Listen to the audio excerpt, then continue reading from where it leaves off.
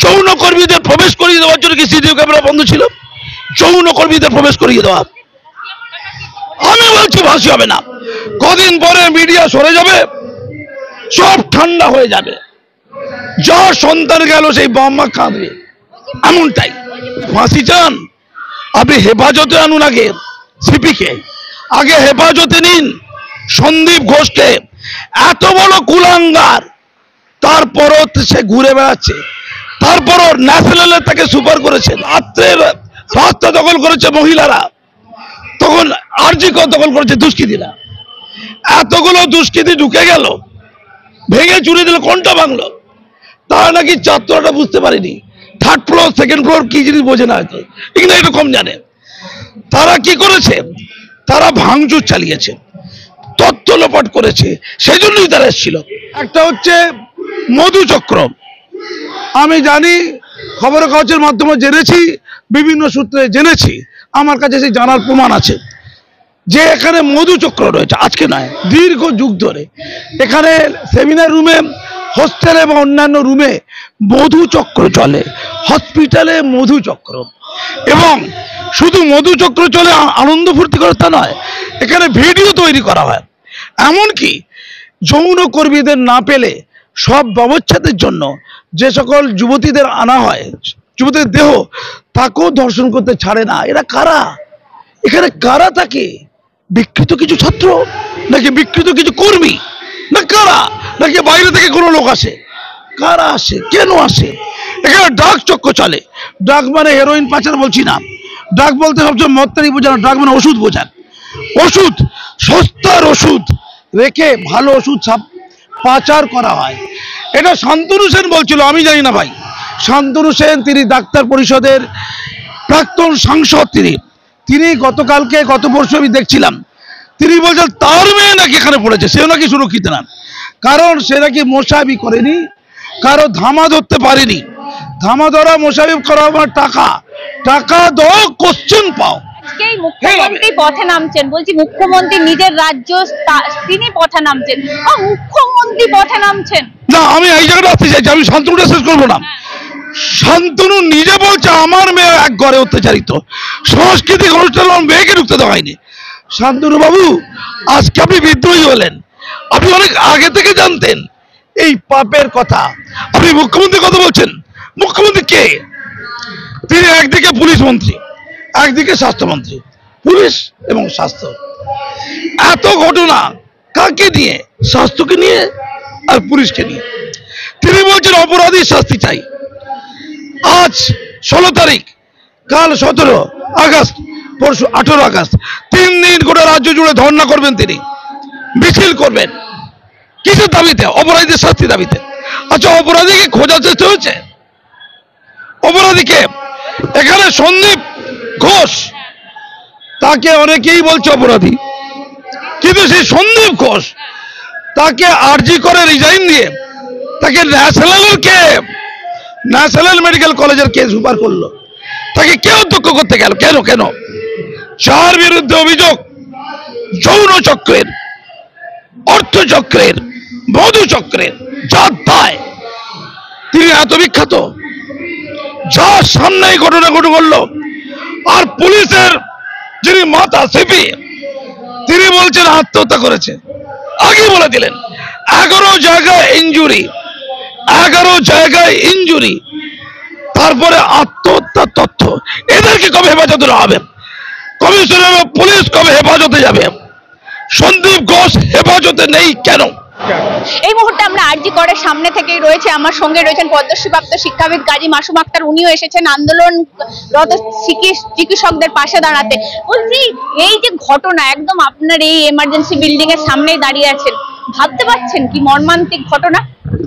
না না, আমি একটা যে অবাক হয়ে যাচ্ছি যে একটা ঘটনা ঘটেছে, তাহলে অপরাধীটা কে? সঞ্জয়, ওই পাগলটা অপরাধী? একজনের দ্বারা এত বড় অপরাধ সংঘটিত হয়েছে, বাকিদেরকে তো ধরা হয়নি। গত 14ই আগস্ট স্বাধীনতার মধ্যরাতে যারা যে দুষ্কৃতীরা ভাঙচুর চালালো, তাদের নাকি 9 জনকে না কজনকে গ্রেপ্তার করা হয়েছে। সেই দুষ্কৃতীগুলোই বা কারা? কারা ভাঙচুর করলো? সেটাও পরিষ্কার করে এখনো জানা গেল না। 9 জনকে লাঠিপেটা করলেই তো নামগুলো বেরিয়ে আসে। এই ষড়যন্ত্রে কারা যুক্ত, এরা তথ্য লোপাটের জন্য এটা করেছে কিনা কোনোটাই ক্লিয়ার নয়। তাহলে আমরা একটা লক্ষ্য কি দেখছি যে কে এই অন্যায় করলো জানতে পারলাম না, আর কারাই বা ভাঙচুর করলো জানতে পারলাম না। এই দুটো না জানতে পারে দায় টাকার, কেন এটা জানতে পারলাম না? এত আলোচনা, এত চিৎকার, এত হই হই হট্টগোল, লক্ষ্য তো অপরাধী খুঁজে বের করা, তাদের মোটিভ বের করা। একটি মেয়েকে মারা হলো, দর্শন করে হোক যাই করে হোক, তাকে একেবারে মেডিকেল কলেজের মধ্যে বেরো দেওয়া হলো সীমাহীন অত্যাচার করে। আমি দাঁড়িয়ে আছি। তো এত বড় ঘটনা ঘটার পরে কারা মারতে পারে, লোকগুলো কারা, তাদের মোটিভ কি? কাউকে কেউ তো এমনি মারবে না, নিশ্চয়ই কিছু মোটিভ আছে। আমরা কি এটা নতুন দেখছি? ফাঁসি চাইছে মাননীয়া, হাসি লাগছে।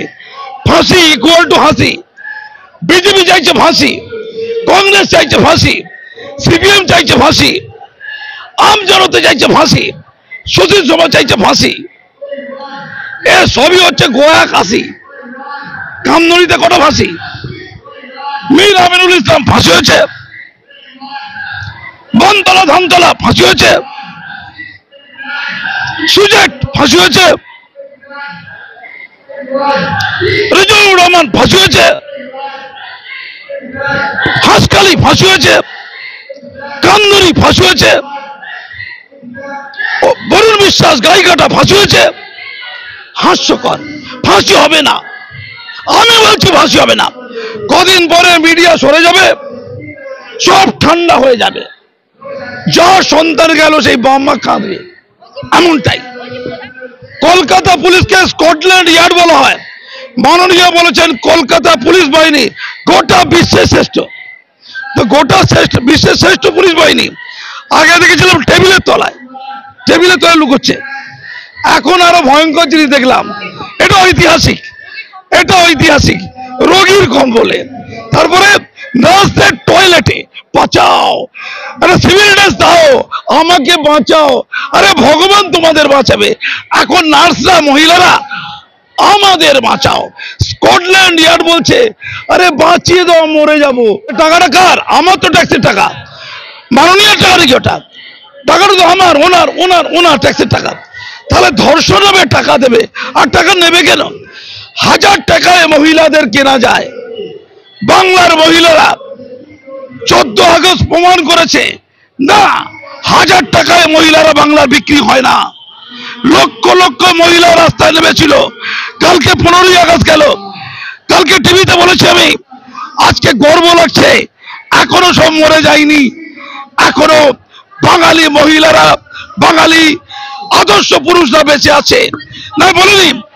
লক্ষ লক্ষ মহিলা যেভাবে 14 তারিখে রাস্তায় নেমেছিল, রাত দখল করেছিল, শুধু বাংলায় নয়, গোটা ভারতবর্ষে, গোটা বিশ্বে। গর্ব লাগে যে সব মরে যায়নি। আমার দুঃখ ঠিক সেই দিনে যখন রাত্রের রাস্তা দখল করেছে মহিলারা, তখন আরজি কর দখল করেছে দুষ্কৃতীরা। এতগুলো দুষ্কৃতী ঢুকে গেল, ভেঙে চুরি দিল, কোনটা ভাঙলো? তারা নাকি ছাত্রটা বুঝতে পারেনি। 3rd ফ্লোর 2nd ফ্লোর কি জিনিস বোঝে না, হয়তো কিন্তু একটু কম জানে। তারা কি করেছে? তারা ভাঙচুর চালিয়েছে, তথ্য লোপাট করেছে, সেই জন্যই তারা এসেছিল। তাহলে সিবিআই কে তদন্ত করতে দেওয়া হলো।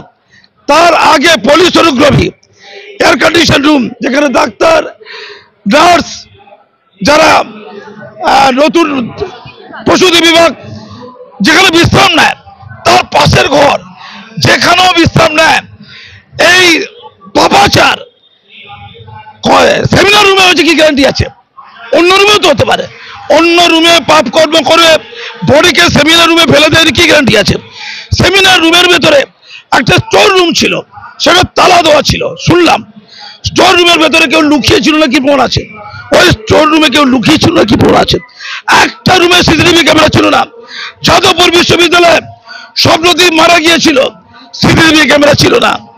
আর যে করে এই পাপ চলছে, সিসিটিভি ক্যামেরা নেই কেন? সিসিটিভি ক্যামেরা নেই, লক্ষ্য কি?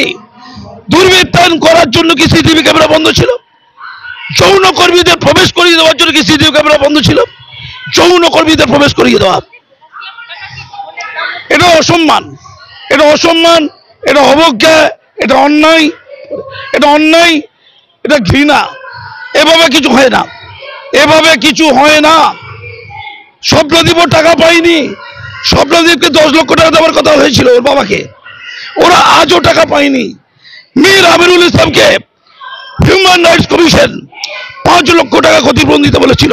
কোলায় যাকে প্রাণ দিতে হয়েছে, কোলায় থানা, সে ধর্ষণের প্রতিবাদ করেছিল, তাকে গায়ে আগুন দিয়ে মরতে হয়েছিল। ওটা সিনেমার কন্যা, সিনেমায় ভালো অভিনয় করতে পারে, অভিনেতার কথা আমাকে একদম বলবেন না। আমি শুধু বলবো কয়েকটা কথা, আমার কাছে তথ্য আছে, আমি পরিষ্কার করে বলছি, সেটা হলো 2020-তে জুনিত সিনহা তার বাবার ইন্টারভিউ দেখছিলাম। জুনিত সিনহাকে এত অত্যাচার করা হয়েছে, এত টর্চার করে, ছাত্র ফার্স্ট ইয়ার সেকেন্ড ইয়ারে পড়ছিল, এত টর্চার করা হয়েছে। সে বেআইনি কাজের বিরুদ্ধে প্রতিবাদ করেছিল, দুর্নীতির বিরুদ্ধে প্রতিবাদ করেছিল, মধুচক্রের বিরুদ্ধে প্রতিবাদ করেছিল। সে আত্মহত্যা করতে যাচ্ছিল, তার বাবা জুনিত সিনহাকে নিয়ে চলে যায়, বেঁচে গেছে। 2001 সালে 25 আগস্ট আত্মহত্যা করেছিল বলে দাবি করা হয়েছে সৌমিত্র বিশ্বাস, এই কলেজে সৌমিত্র বিশ্বাস।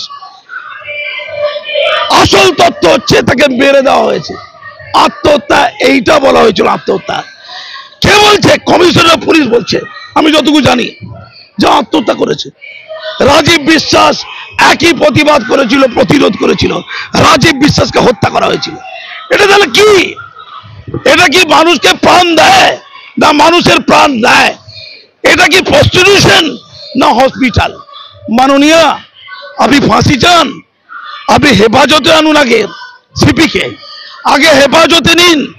সন্দীপ ঘোষকে, এত বড় কুলাঙ্গার, তারপরও সে ঘুরে বেড়াচ্ছে, তারপরও ন্যাশনালে তাকে সুপার করেছেন। তিনি তো মস্তান ছিলেন। এই জুনিত সিনহাকে ক্ষমা চেয়েছিল কারো নির্দেশে। ক্ষমা চাইতে যখন গেছে সন্দীপ ঘোষের কাছে, সন্দীপ ঘোষের চেয়ারে বসে হা হা হা হা করে অট্টহাসি আসছে। দেখ কেমন লাগে, হয় আমার অনুগত হও, নইলে সর্বশান্ত হয়ে যাও, টাকা দাও, কোশ্চেন দাও। পার্থ চট্টোপাধ্যায় মনে পড়ছে? শিক্ষায় দুর্নীতি কেন দেখছেন? চিকিৎসায় দুর্নীতি দেখুন, স্বাস্থ্যে দুর্নীতি দেখুন। টাকা দাও, কোশ্চেন দাও। টাকা দেবে না, ফেল হয়ে যাও। মাননীয়, আপনাকে বলি, তিনি মহিলা তো, আমরা তো কান্দনীতে ওনাকেই দেখেছি, আমরা তো পার্কস্ট্রিটে ওনাকেই দেখেছি, আমরা তো হাঁসখালিকে ওনাকেই দেখেছি। হাঁসখালিতে রেপ করেছে, তা তো আঁশ মেটেনি, জীবন্ত পুড়িয়ে দিয়েছে শ্মশানে, আনরেজিস্টার্ড শ্মশানে জীবন্ত পুড়িয়ে দিয়েছে। ন্যায় পেয়েছে? পাইনি। মীর আমিরুল ইসলাম ন্যায় পেয়েছে? পাইনি। আমি অবাক হয়ে যাচ্ছি। রাম বামেরা একটা আদর্শ, রাজনৈতিক আদর্শ, সমাজতান্ত্রিক আদর্শ তারা বিশ্বাস করে। রাম, পুরুষোত্তম রাম, মহাপ্রভু রাম, তিনি দেবতা সম্মানে পূজিত। কোন একটা দল রামকে খুব সম্মান দেয়, তারা রাম মন্দির বানায়, তারা জয় শ্রীরাম বলে, তারা জয় জয় শ্রীরাম বলে। তাদের সাথে রামকে যুক্ত করে দেওয়া আমি কল্পনা করতে পারছি না। আমি গতকালকেও টিভিতে বলেছি, সোশ্যাল মিডিয়ায় লিখেছি, যে বিজেপি যদি কেউ দুর্বৃত্তায়ন করে সেটা রামের দায়। রামের নামের এত অপবিত্রতা, রাম বাম অনুপ্রাস সৃষ্টি করা হচ্ছে। বিজয় মূল, রাম্মা মূল, এটা কি? মানে এই রামেরা কি এটা আলু? কখনো বিজেপিকে খাদ্য তৈরি করে দেয়, কখনো বামেদের খাদ্য তৈরি করে দেয়। মজা হচ্ছে। আমি রামের ইজ্জত ভাবছি। পুরুষোত্তম রাম, তিনি নাকি দুষ্কৃতী। আরজি করে কারা দুষ্কর্ম চালিয়েছে, অশান্তি করেছে? রাম আর বাম। কেউ বলতে পারবে? কোন মুসলমান পলিটিক্যাল দল যদি অন্যায় করে, কোন খ্রিস্টান পলিটিক্যাল দল যদি অন্যায় করে, কেউ বলতে পারবে? আল্লাহ রাম, যিশু রাম বলতে পারবে? যিশু বাম, আল্লাহ বাম বলতে পারবে? চামড়া তুলে ছেড়ে দেবে। কিন্তু রামকে নিয়ে খিল্লি করা যায়, সবাই নীরব। ধর্ম কি মজার ঠাট্টা বিষয়? রাম কি মজার ঠাট্টা? রাম ইকুয়াল টু দুষ্কৃতি বলা যায়? আমি অবাক হয়ে যাচ্ছি বাংলার কালচার দেখে। আমি আজকে আরজি করে দাঁড়িয়েছি, আরজি করে চিকিৎসকরা চিৎকার করছে, কাঁদছে। আমার খুব ভয় লাগছে, কটা দিন চলে গেলে, সব শোধ মিটে গেলে, মিডিয়ার ঝলকানি শেষ হলে, আবেগের ইস্যু চলে গেলে, অন্য কোনো ইস্যু চলে এলে ফাঁসির তকমা উড়ে যাবে না তো? ফাঁসির দাবি শেষ হবে না তো? যেমন কামদুনিতে শেষ হয়েছে, যেমন হাঁসখালিতে শেষ হয়েছে, যেমন অমিতাভ, আমাদের তাপসী মালিক। আরে সিবিআই এসে দেখি সিবিআই তথ্য নেই তো, তথ্য তো লোপাট হয়ে গেল। সিবিআই আর কি দরকার? আমি বলছি ন্যায় পাবে না। সঞ্জয় হচ্ছে বলির পাঁঠা, তাকে শিখণ্ডী করে আসল মাথারা পার পেয়ে যাবে। মাননীয়া ফাঁসির দাবি করছেন, আগে অপরাধীকে খুঁজে বের করুন, আগে খুঁজুন। দায় আপনার, আপনি স্বাস্থ্যমন্ত্রী, আপনি আপনি আপনি পুলিশ মন্ত্রী, তাই আপনার কে পদত্যাগ করবে এটা আপনি বুঝে নিন।